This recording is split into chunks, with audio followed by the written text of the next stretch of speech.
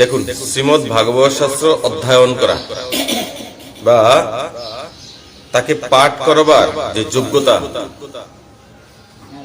সেটা কিন্তু অবশ্যই পাঠকের প্রয়োজন। যিনি হরিকথা পাঠ করবে তাহার চারটি গুণ অবশ্যই থাকতে হবে। কি কি? 1 নাম্বার, তিনি হবেন পণ্ডিত। তিনি কি হবেন? পণ্ডিত হবেন। দ্বিতীয় হবেন তিনি মহাভাগবত, মহাভাগবত বলা হয়েছে। তৃতীয় হবে তার কণ্ঠস্বর শুকপক্ষীর মতো, শুকপক্ষীর মতো তার কণ্ঠের স্বর হবে। আর চতুর্থ হবে কি? সুবক্তা, যিনি বিভিন্ন রকমের দৃষ্টান্তের মাধ্যমে শ্রোতাদেরকে এই পাঠ হৃদয়ঙ্গম করাবেন। এই হলো 4টি। আর এই 4টি গুণের মধ্যে একটা আমার মধ্যে নেই। তারপরও গুরুদেবের কৃপায়, আপনাদের আশীর্বাদে আমি এখানে বসার সেই দুঃসাহস করেছি। আচ্ছা, পণ্ডিত কাকে বলে? পণ্ডিতের সংজ্ঞা কি? পণ্ডিত বলতে সাধারণত এটাই বোঝায় যিনি অনেক পড়াশোনা করিয়া বিভিন্ন উপাধি পেয়েছেন, নাকি? অনেক পড়াশোনা করে যিনি বিভিন্ন উপাধি পেয়েছেন। উপাধির মধ্যে অনেক কিছু আছে, যেমন ডাক্তার আছে, ইঞ্জিনিয়ার আছে, শিক্ষক আছেন, অধ্যক্ষ আছে, আছে তো বিভিন্ন র্যাঙ্কের উপাধি, পিএইচডি আছে, ডক্টরেট আছে। তিনি পণ্ডিত, এটা আমরা সাধারণত বুঝি। কিন্তু আধ্যাত্মিকের ভাষা, শাস্ত্রের কথা, এটিকে একবারে নস্যাৎ করে দেওয়া হয়েছে। শাস্ত্র এটাকে স্বীকার করেনি পণ্ডিত বলে। তাহলে শাস্ত্র কাকে পণ্ডিত বলে স্বীকার করেছে? শ্রী চৈতন্য মহাপ্রভু বলেছেন, প্রভু কহে কোন বিদ্যা, বিদ্যা মধ্যে সার, রায় কহে কৃষ্ণ ভক্তি, বিনা বিদ্যা নাহিয়া। একবার শ্রী চৈতন্য মহাপ্রভু সেই রায় রামানন্দকে জিজ্ঞেস করেছিল যে, রায়, তুমি আমাকে বলো এই বিদ্যার মধ্যে কোন বিদ্যা সবচেয়ে সার, মানে আসল যে বিদ্যাটা, সার বস্তু। সার মানে কি সেটাও তো বুঝতে হবে। যেরকম দুধ, যেরকম দুধ, দুধের সার বস্তু কি জানি? কি দুধের সার? দুধ থেকে কি কি হয়? ঘি হয়, দই হয়, মাখন হয়। তো দুধের সার বস্তু কি? হ্যাঁ, ঘি। ঘি হচ্ছে দুধের সার। আপনাকে যদি 5 লিটার দুধ দেওয়া হয় আর আপনার কাছে 1 কিলো ঘি রাখা হয়, আপনি কোনটা নেবেন? 5 লিটার দুধ নেবেন না 1 কেজি ঘি নেবেন? কোনটা নেবেন? হ্যাঁ, কে নেবে? ঘি নেবে। আর দুধ কে নেবে? দুধও নেবে। তো যে কোনো একটা নিতে হবে। দুধ নেবে যে কোনো। 5 লিটার দুধ আর 1 কিলো ঘি। যারা বুদ্ধিমান হবে, শুনুন, যারা বুদ্ধিমান হবে তারা কি করবে? ঘিটা নেবে। কেন? কোনো ঝামেলা নেই, কোনো রান্না বান্না কিছু করতে হবে না, জালও দিতে হবে না, চুলোর কাছে বসে থাকতে হবে না, ঘি অটোমেটিক পেয়ে গেলাম। বাহ, যে কোনো একটা সিদ্ধের সঙ্গে খেয়ে ফেললাম। আর যাদের বুদ্ধি কম হবে তারা কি করবে? দুধ নেবে। এটা নষ্ট হয়ে যেতে পারে, জাল দিতে হবে ঠিকভাবে। তার জন্য দুধের সার হচ্ছে কি? ঘি। আপনার সামনে ঘিও রাখা হলো, দইও রাখা হলো, কোনটা নেবে? বলে দই। দইও কিন্তু সারই, কিন্তু দইকে নেব না। কেন? কারণ সেটা যদি ফ্রিজের মধ্যে না রাখা হয়, সঠিকভাবে না রাখা হয়, তাহলে সেটা নষ্ট হয়ে যাবে। কিন্তু ঘি নষ্ট হবে? তার জন্য দুধের সার হচ্ছে ঘি। ঠিক তদ্রূপ এই জড়জগতের মধ্যে যত রকমের বিদ্যা আছে, এই সমস্ত বিদ্যার মধ্যে কোন বিদ্যা সার? কৃষ্ণ ভক্তি। যার কাছে কৃষ্ণ ভক্তি আছে, সেই বিদ্যা, যে কৃষ্ণ ভক্তির যে বিদ্যা, সেই বিদ্যাকেই শাস্ত্রে সার্টিফাই করা হয়। তার জন্য শ্রী রায় রামানন্দ মহাপ্রভু বলছে কি? কৃষ্ণ ভক্তি বিনা বিদ্যা নাহিয়া। কৃষ্ণ ভক্তি ছাড়া কোন বিদ্যা বিদ্যা নয়। হ্যাঁ, এইগুলি হয়তো জড়জগতের প্রয়োজন মেটানোর জন্য প্রয়োজন হতে পারে, কিন্তু এগুলি আধ্যাত্মিকে কোনো কাজে লাগে না যতক্ষণ পর্যন্ত তোমার মধ্যে কৃষ্ণ ভক্তি না।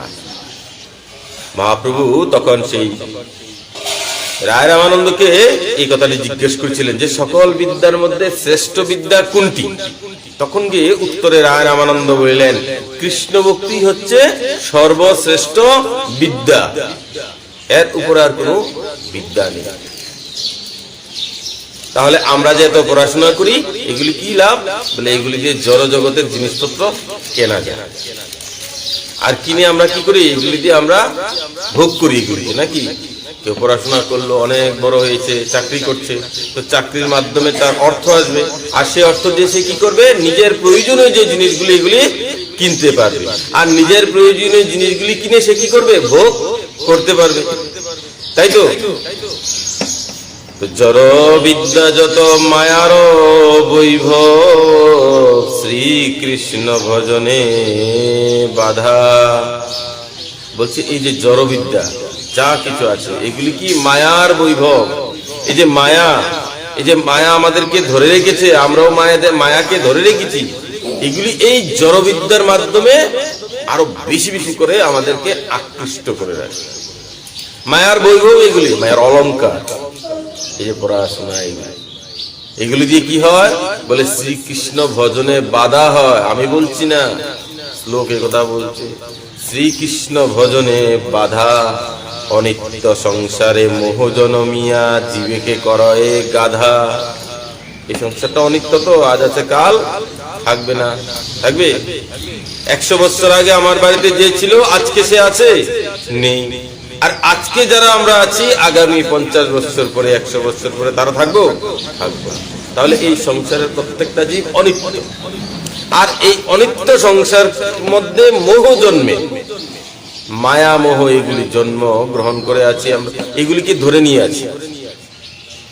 আর এই অনিত্য সংসারের মায়া মোহকে আমরা গ্রহণ করে জীবেরে কি করে? গাধার মতো কাজ করা। কে করাচ্ছে? আমরাই করছি। মায়ার দাসত্ব গ্রহণ, বুঝলেন তো? অনিত্য সংসারকে সত্যি মনে করি। আমি সেই গাধা হয়ে সংসারের বুঝা বয়ে বহিনু অনেক কাল। বলছে জীব সেই গাধা হয়ে এই সংসারের বুঝাটাকে বয়ে চলছে কতদিন? অনেক কাল, মৃত্যুর আগ পর্যন্ত। তাই তো? সারা জীবন দোকানদারি করেছে, একটা সময় চলে গেছে। সারা জীবন চাকরি করেছে, একটা সময় চলে গেছে। সারা জীবন পরিশ্রম করেছে, বেগার পরিশ্রম করেছে, একটা সময় চলে গেছে। কিছু নিয়ে যেতে পেরেছে? পারে। সারা জীবন মানুষের জন্য কাজ করেছে, পরিশ্রম করেছে, এই করেছে সেই করেছে, কিচ্ছু সঙ্গে যায়নি। 2-4-5 দিন মানুষে মনে রাখবে, তারপর আস্তে আস্তে ভুলতে থাকবে। মানুষ তো ছাড়ো, নিজের ঘরের লোকগুলি আস্তে আস্তে ভুলে যায়, বেশি দিন মনে রাখে না। মরার পর বেশি দিন মনে রাখে না। আমরা এটা বিশ্বাস করতে চাই না, মনে করি আরে অনেকদিন মনে থাকবো। না না, বেশি থেকে বেশি হলে 2 মাস 3 মাস, তারপর আস্তে আস্তে সেই দুঃখকে কাটিয়ে মানুষ আবার আগের মতো হয়ে যায়। এটি হচ্ছে ধ্রুব সত্য কথা।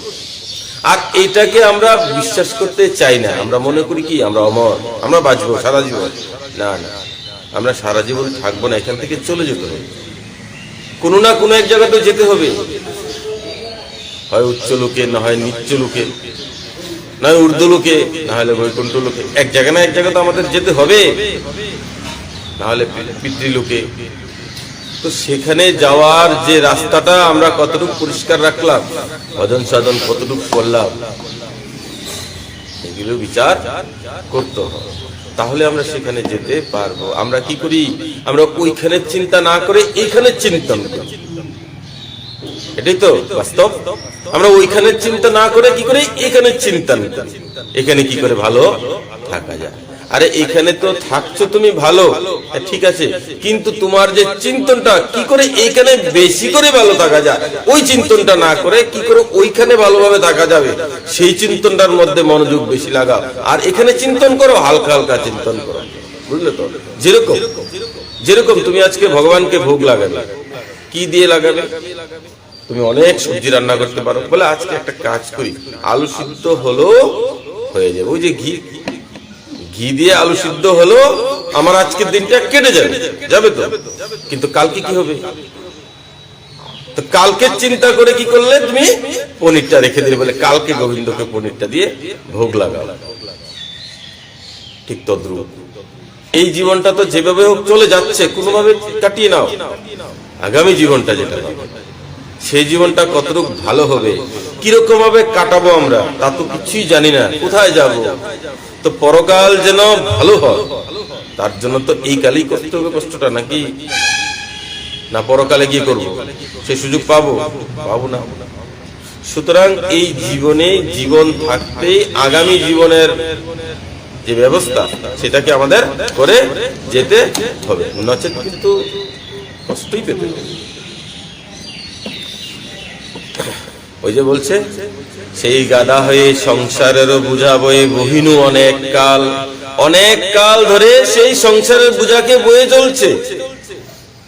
দেখবেন অনেক সময় 90-95 বছর হয়ে গেছে অনেকের, তারপরও দোকানদারির নেশা ছাড়তে পারছে না, ব্যবসা করছে, রোজগার করছে, গোবিন্দের ভজনের গুরু কাছে মরে যাবে আর অল্প কিছুদিন, তারপরও ভগবানের ভজন সাধন কিছু করে না। বলে কি করে? টাকা রোজগারের ধান্দা করছে, রোজগার আসতে হবে। ওই যে এদেরকে বলেছে গাধা হয়ে সংসারের বোঝা, কেন তো রোজগার করছো? বলে সংসারকে তো পালতে হবে, ওই গাধার মতো ছাড়ো এসব। ছেলেপুলে বড় হয়ে গেছে, তারা এবার নিজের পায়ে নিজে দাঁড়িয়ে গেছে, রোজগার করছে, তোমার আর কি পরিশ্রম করার দরকার? এবার তুমি একটু ভজন সাধন করো। না, ওইদিকে যাবে না। ওই যে করতে করতে কি হয়, ওই মায়ার মধ্যে আস্তে আস্তে মানুষ প্রবেশ করে ফেলে, আর তাকে ছাড়তে পারে না। আর কি হয়, ওই 84 লক্ষের মধ্যে বারবার খালি ঘুরতেই থাকে, মুক্তি আর হবে না।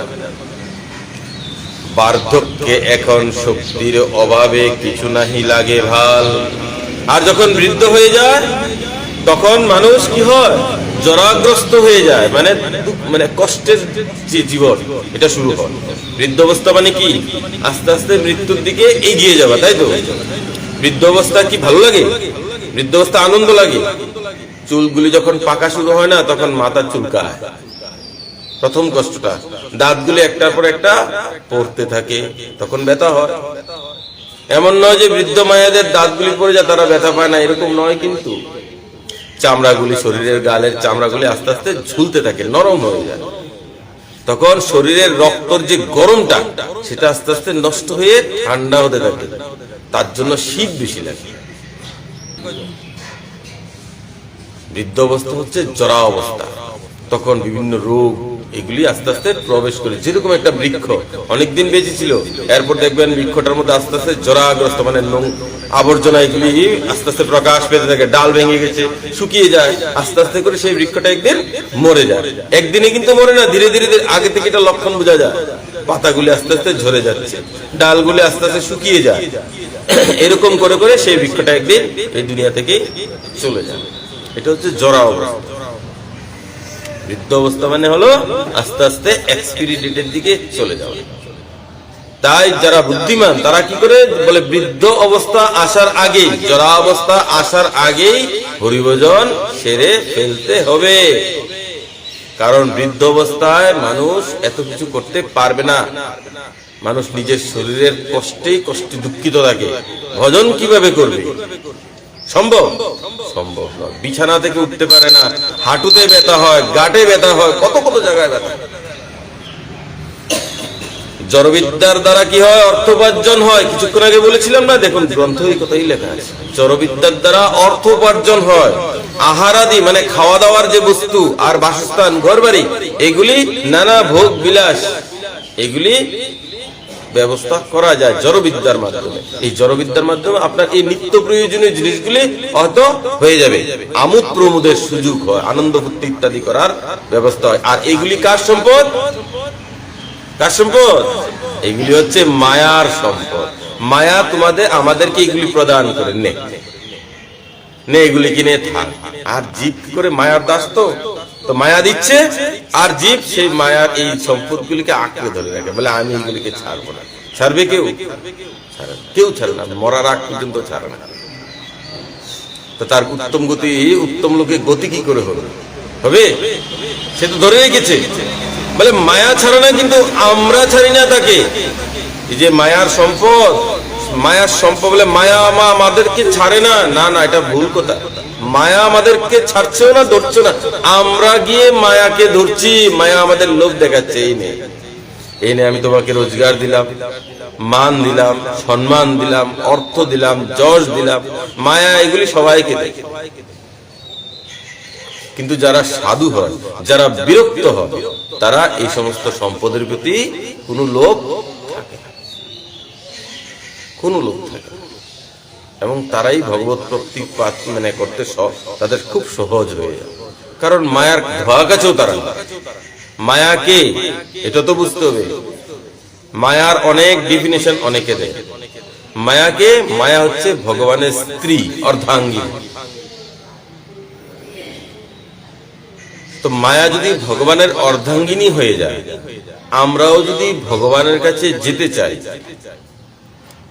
মায়া কি চাইবে যে আমরা ওখানে যাই?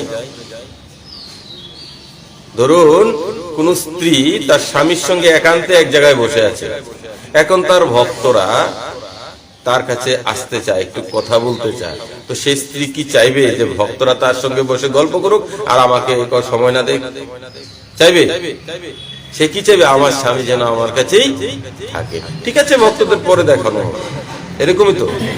তো সবাই যদি ভক্তিমান হয়ে যায়, সবাই যদি ভক্ত হয়ে যায়, সবাই যদি গোবিন্দের কাছে চলে যায়, তাহলে কি হবে? মায়ার দাম কমে যাবে, কারণ ভগবান সেই ভক্তদের সময় বেশি দেবেন, বুঝলেন তো? আর ভগবান যদি ভক্তদেরকে সময় বেশি দেন, তাহলে মায়াকে সময় কম দেবে। সুতরাং মায়া কোন মতেই চাইবে না যে কেউ গোবিন্দের কাছে চলে যায়। তার জন্য মায়া কি করে?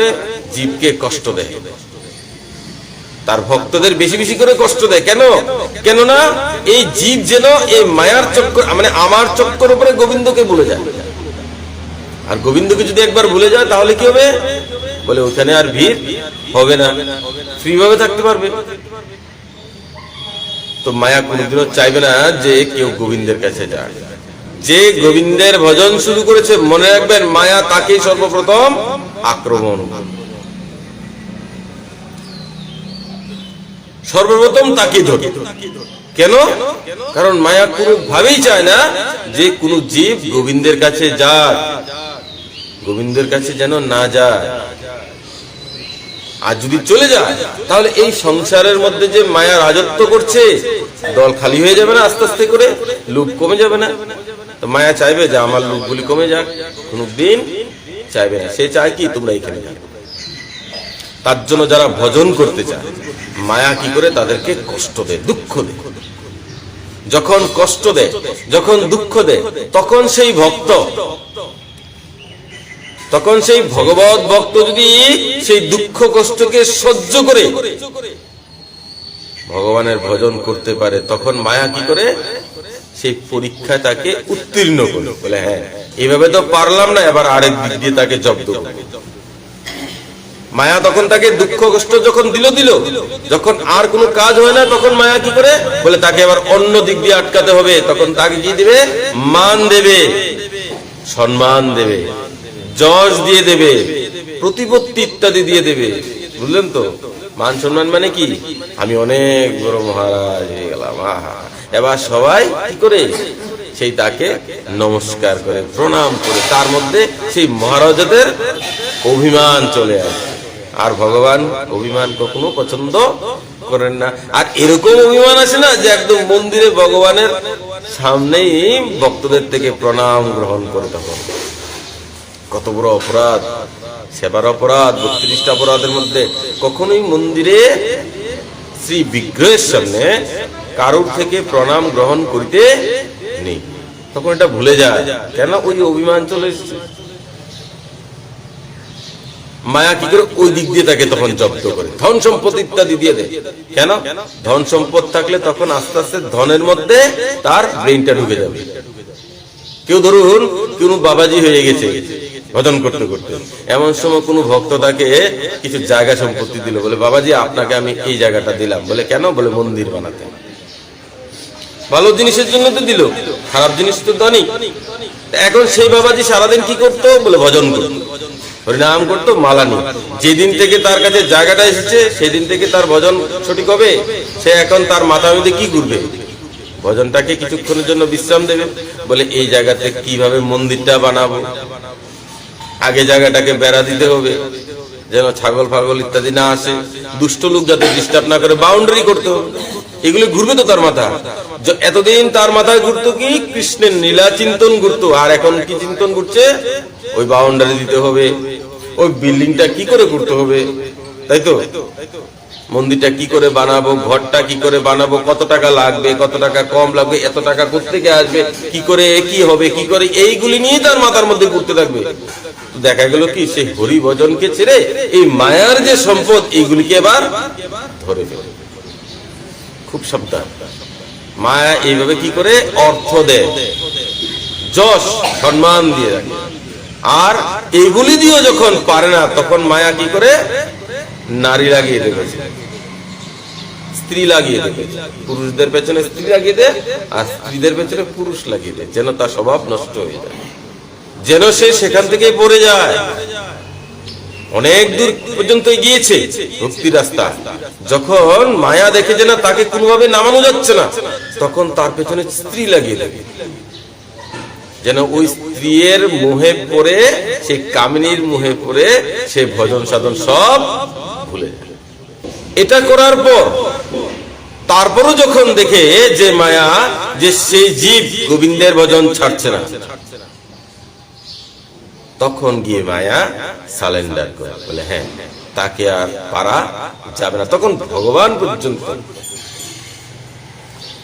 পর্যন্ত সেই মায়াকে বলে, হে মহামায়া, তুমি এখন আমার ভক্তকে আর জ্বালাতন করো না। এত সহজ ওখানে যাওয়া, কত রকমের পরীক্ষা নেবে, আরে রোগ দিয়ে দেবে, অসুখ দিয়ে দেবে, অসুস্থতা দিয়ে দেবে, যেন সে ভজন করতে না পারে। এগুলি সব মায়ার কাজ। বড় বড় রোগ দিয়ে দেবে। ধরুন কেউ ভজন করছে, তার দ্বারা অনেক লোকের উদ্ধার হচ্ছে, হরিনাম করছে, সে আরো 10 জনকে শোনায়, পাঠ ইত্যাদি করে, তার দ্বারা আরো হাজার হাজার লোকের উদ্ধার হয়ে যাচ্ছে। মায়া কি করবে, বলে তাকে আটকাও। কেন? তার দ্বারা হাজার হাজার লোকের উদ্ধার হয়ে যাচ্ছে, আর সবাই যদি উদ্ধার হয়ে যায় জগৎ সংসার থাকবে। দুষ্ণ এগুলি সব মায়া করায়, কারণ না কারোর মাধ্যমে এগুলি করা দেয়। তার জন্য মায়া থেকে বাঁচতে হবে। আর যখন গিয়ে জীব এই মায়া থেকে, মায়ার যে পরীক্ষাগুলি, এই পরীক্ষাগুলিকে সহ্য করে উপরের দিকে উঠতে থাকে, তখন ভগবান তার উপর প্রসন্ন হয়। ভগবান প্রসন্ন হয়ে তাকে কি করে, ওই মায়াকে আদেশ করে, হে মায়া, এখন তুমি আমার ভক্তকে আর জ্বালাতন করো না। তখন গিয়ে ভগবান সেই ভক্তের সম্পূর্ণ দায়িত্ব ইত্যাদি গ্রহণ করে। এর আগে করেন না। এর আগে মায়ার অবজারভেশন আমরা থাকি। বুঝলেন তো মায়াটা কি? খুব ডেঞ্জারাস, খুব খতরনাক, এত সহজ নয়। তো মায়া থেকে বাঁচতে হলে কি করতে হবে, বলে সারাদিন শুধু গোবিন্দের চরণটাকে ধরে রাখতে হবে। হে প্রভু, আমি তোমার, আজ থেকে আমি তোমার, চাহে যাই কিছু হোক না কেন, আমি তোমার এই চরণকে কখনো ছাড়বো না, ছাড়বো না, ছাড়বো না। এই প্রতিজ্ঞা করো, বসে থাকো, ভজন করতে থাকো, দেখবে একদিন না একদিন তার চরণ প্রাপ্তি হবে। মনে রাখবে, সেই কৃষ্ণের ভজন যারা করে তারা জীবনে শুধু দুঃখই পেয়েছে। এই কৃষ্ণকে যে একবার ভালোবেসেছে না, সে জীবনে দুঃখই পেয়েছে। বৃন্দাবনের গোপীগণ হচ্ছে তার প্রমাণ। তার বিরহে ভগবানের যে মাতা পিতা, তার গোপ আর গোপীগণ সারাদিন শুধু রোদন করতেন। উদ্ধব গিয়ে দেখেছে, উদ্ধবকে যখন ভগবান ব্রজে পাঠিয়েছেন, সেখানে গিয়ে কি দেখছে, যে বৃন্দাবনের গোপীগণ সবাই এই কৃষ্ণের বিরহে রোদন করছে। কৃষ্ণকে ভালোবেসেছে। কৃষ্ণকে ভালোবেসেছে মানে কি, জীবনে দুঃখ পেতে হবে, তার জন্য তৈরি থাকতে হবে। যদি জীবনে দুঃখকে গ্রহণ করতে চাও, তাহলে অবশ্যই কৃষ্ণকে ভালোবাসবে। আর এই দুঃখ কষ্টকে সহ্য করে যিনি ভগবানের চরণটাকে ধরে রাখতে পারবেন, তারই মুক্তি সম্ভব। সেই একমাত্র তার ধামে যেতে পারবে। এত সহজ নয় সেখানে যাওয়া, বহুত কষ্ট, অনেক দুঃখ দেবে, অনেক দুঃখ দেবে ভগবান আপনাকে। সুদামাকে দিয়েছিল তো, কি কি না দুঃখ দিয়েছিল। আরে আমরা তো 7 দিনে 7 বারই খাই, 7 দিনে মানে প্রত্যেক 2 বার করে হলেও অন্ন খাই। সুদামার এরকম অবস্থা ছিল যে 7 দিনে 4 দিনই একাদশীর মতো হতো, খাওয়ার কিছু থাকতো না, অন্ন তো দূরের কথা, একটু দুধও থাকতো না তার কথা। এত গরিব ছিলেন। এত দুঃখ কষ্টের মধ্যে থেকেও সুদামা কৃষ্ণ ভজন ছাড়েন না। এত কষ্টের মধ্যে থেকেও তিনি গোবিন্দকে ছাড়েন না। আর কি হয়েছে, অন্ততে গোবিন্দের দর্শন তো হয়েছে। আর গোবিন্দ কি করেছে, সেই সুদামার সেই যে দুঃখ সেগুলি সব দূরীভূত করে রাজমহল বানিয়ে দিয়েছিলেন, তাই তো। গোবিন্দকে ধরে রাখতে, ভগবানকে ছাড়লে হবে না। যখন থেকে তুমি ভগবানকে ছেড়ে দেবে, মনে রাখবে সেদিন থেকে মায়া তোমাকে, যেখানে গোবিন্দ আছে সেখানে মায়ার কোনো কাজ নেই, আর যেখানে মায়া থাকবে সেখানে গোবিন্দ নেই। বলে আমি তো সবকিছু নিয়ে আছি, ভগবান নিয়ে আছি, না না, যেখানে মায়া থাকবে সেখানে কৃষ্ণ আসবে না, যেখানে কৃষ্ণ থাকবে সেখানে মায়া আসবে না। এই হলো সিস্টেম। তার জন্য তুমি সুখে থাকো, আনন্দে থাকো, দুঃখে থাকো, যেই অবস্থায় থাকো, ভগবান তোমাকে যেই রূপেই রেখেছে সেই রূপেই সন্তুষ্ট থাকো। কি করতে বলছে, বলে যে রূপে আছো, যে অবস্থানে আছো সেই অবস্থানে তুষ্ট থাকো, সন্তুষ্ট থাকো। আমরা কি করি, আমরা নিজেদের দুঃখে বেশি একটা দুঃখী থাকি না, আমরা পরের সুখ দেখে বেশি দুঃখ পাই, ঠিক না? পরের সুখ কিরকম, নিজের কাছে কুড়ে ঘর আছে অথবা নিজের কাছে একতলা একটা ঘর আছে, তাতে আমরা সুখ পাই না। কিন্তু পাশের বাড়ি যদি কেউ 3 তলা বানিয়ে ফেলে, ও 3 তলা বানাইলেছে, কি মজা, কেমনে আনে, প্রতিদিন আনে, আমরা খালি এইগুলি নিয়ে আছি নাকি, তাই তো। কেমনে কেমনে বানিয়ে ফেললো তো, আরে বাপরে, আমরা শুধু এইগুলি, মানে নিজের যে সুখ নিজের কাছে যে আছে এতে আমরা তৃপ্ত নই, পরের কাছে যে আছে তার মানে তার সুখ দেখে আমরা দুঃখিত হয়ে যাই, বা তার কাছে আছে। আমরা হলাম এরকম স্বভাবের। দেখুন, নিজের ছেলে, নিজের যে পুত্র সন্তান হয়েছে সে তো ভালোই কিছু রোজগার করছে, কিন্তু পরের ছেলে হঠাৎ করে বেশি রোজগার করলে হিংসা হয়ে যাবে। কেন? আরে বাবা, তার কপালে ছিল সে করেছে, তোমার কপালে যেটা আছে তুমি করছো, হিংসা। আমরা পরের সুখ দেখে আমরা কি করি, দুঃখিত হয়ে থাকি আমরা, তাই তো।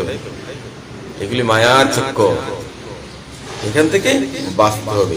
তাই আমরা এই জীব যদি এই সংসারের মায়াকে জয় করতে হয়, তাহলে কি করতে হবে, কৃষ্ণ ভক্তি তাকে গ্রহণ করতে হবে। কৃষ্ণের যে বিদ্যা, যে কৃষ্ণ বিদ্যা, কৃষ্ণ ভক্তির যে বিদ্যা, সেটাকে গ্রহণ করতে হবে। তারপরে সেই গোবিন্দের কাছে যাওয়ার জন্য যোগ্যতা অর্জন করতে পারবেন, নচেত জীবন চলে যাবে, ভগবানের কাছে কোনোদিনও যাওয়ার সেই যোগ্যতা আমাদের হবে না। তাহলে কি এগুলি বিফলে যাচ্ছে? না না, এগুলি বিফলে যায় না। এগুলি কোনোদিনও ভগবানের কাছে এক মুহূর্ত যদি কেউ আসে থাকে না, সে ইচ্ছা আসুক আর অনিচ্ছায় আসুক, যে রূপে আসুক না কেন, কখনো বিফলে যাবে না। কেন? দেখুন, 84 লক্ষ যোনি, কতবার যে মানুষ হয়েছে আর আমরাও হয়েছি তার কোনো হিসাব নেই।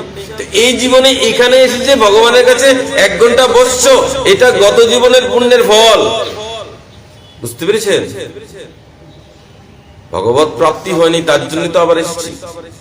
আর গত জীবনে কোনো না কোনো জায়গায়, কোনো না কোনো মন্দিরে বা কোনো না কারোর বাড়িতে এরকম পাঠ কীর্তন শুনেছো, তার ফলস্বরূপ এখানে 1 ঘন্টা বসতে পেরেছো। আর এই জীবনে যা করছো, এটা আগামী জীবনে তার ফল অবশ্যই পাবে। কিন্তু যে সমস্ত পাপ পূর্ণ হয়েছে এগুলিও ভোগ করতে, তার সঙ্গে সঙ্গে ভক্তিও থাকবে। এইভাবে করতে করতে করতে করতে করতে একটা সময় যখন সংসার থেকে বৈরাগ্য আসবে, আরো 5-10 জন্ম পর, তারপর গিয়ে যদি গোবিন্দের প্রাপ্তি হওয়া সম্ভব, সাধু হয়ে যায় কিন্তু বৈরাগ্য আসে। তাহলে ভগবত প্রাপ্তি সম্ভব না। বৈরাগ্য আসতে হবে, জ্ঞানও থাকতে হবে তার মধ্যে, বৈরাগ্য আসতে হবে, আর সর্বোপরি ভক্তি, ভক্তি তার মধ্যে থাকতে হবে। কিরকম ভক্তি? ভক্তি দুই প্রকার, একটা হলো সকাম ভক্তি, আর একটা হচ্ছে কি নিষ্কাম ভক্তি। প্রথম অবস্থায় সমস্ত জীব সকাম ভক্তি করে, প্রভু আমার এইটা লাগবে, তার জন্য একটা প্রণাম করলাম, প্রভু আমার ওইটা যেন হয়, তাহলে তোমার একটা পুজো করবো, মানুষই দিলাম, বাড়িতে কীর্তন দেবো, বৈষ্ণব সেবা দেবো, হরি সেবা দেবো, এগুলি হচ্ছে সকাম। আমাকে এটা দাও, তার বিনিময়ে আমি তোমাকে ওইটা দেবো। আর এইগুলি করতে করতে করতে করতে একটা সময় যখন ভক্তি চূড়ান্ত জায়গায় পৌঁছে যায়, তখন নিষ্কামে চলে আসে, সাধু সঙ্গের মাধ্যমে। নিষ্কাম ভক্তির মধ্যে কোনো কিছুর চাহিদা থাকে না, তখন শুধু একটি চাহিদা, কি করে আমি গোবিন্দকে খুশি রাখি, কি করে আমি ভগবানকে ভালোবাসবো, কি করে আমি তার সেবা করব, কি করলে তিনি খুশি হন, সেই জিনিসটা মাথায় ঘুরবে। যেদিন সেটা আসবে, সেটাই নিষ্কাম ভক্তির রাস্তায় তুমি প্রবেশ করে ফেলেছি। তখন থেকে ভগবত ভক্তিতে আমাদের আস্তে আস্তে মানে কি হবে, রাস্তাগুলি ক্লিয়ার হতে থাকবে। খুব দূরে, অনেক দূরে সিঁড়িগুলি পেরিয়ে পেরিয়ে মানুষ, আমরা অনেক সময় মনে করি কি মানে দুইটা তিনটা লাভ দিলে মনে ভগবান পেল, এত সহজ নয়।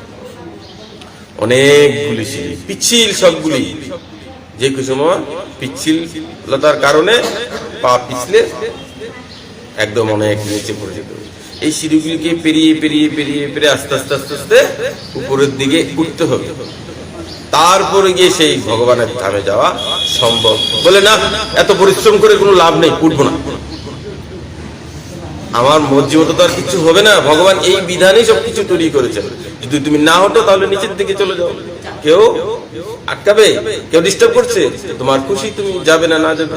তুমি যদি ভালো কিছু চাও তাহলে উপরের দিকে উঠতে থাকো, কষ্ট করো। আর যদি বলে না আমি যেখানে আছি সেখানে বুক করতাম, মানে বুক করার জন্য এখানে এসেছি, ঠিক আছে, শুধু বুকই করে গেলাম, ভগবান টগবান দরকার নেই, তাহলে কি হবে, তার আস্তে আস্তে নিচের দিকে অতল বিতল সুতল রসাতল পাতাল তলাতল নরক, এইগুলিতে আস্তে আস্তে তার স্থান হবে। আর সেখানেও সেই 84 লক্ষ ঘুরতে হবে, ঘুরতে ঘুরতে ঘুরতে ঘুরতে আবার মানব জীবন, আবার ভগবান চান্স দেবে, আর একটা আবার ভজন করার জন্য চান্স দেবে, অনেক কঠিন ব্যাপার।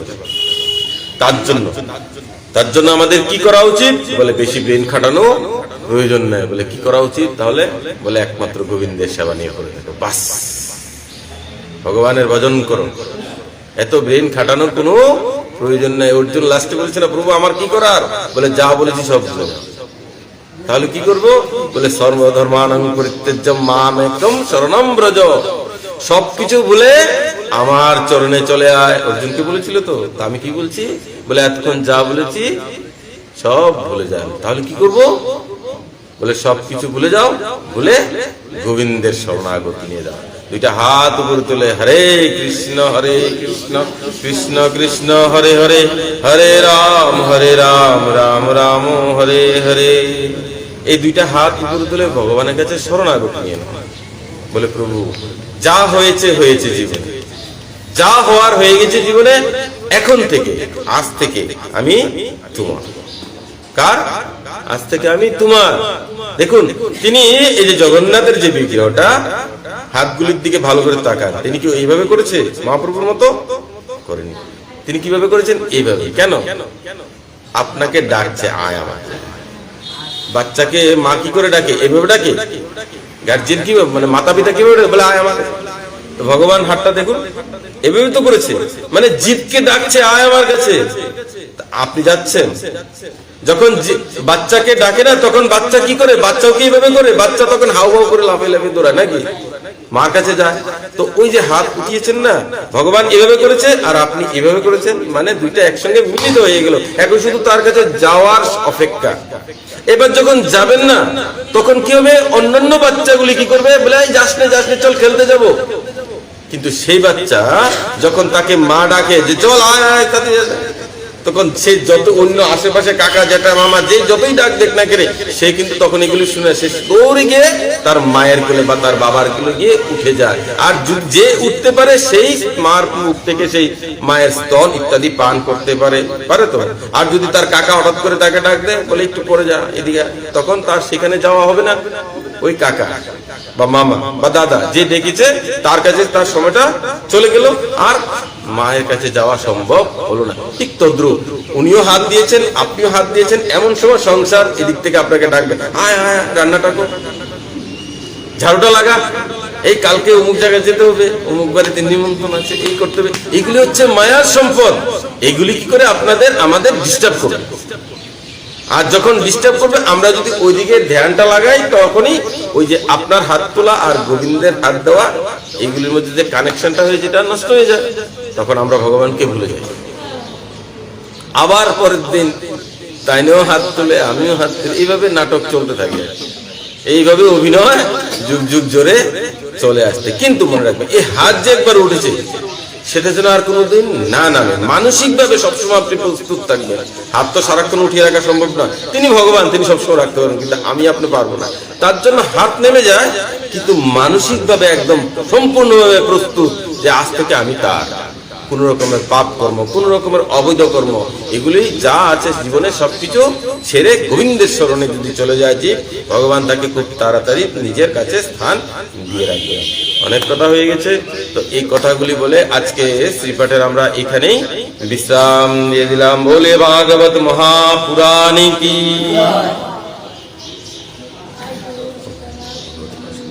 নিতাই গৌর সীতানাথ রামানন্দে হরি বল।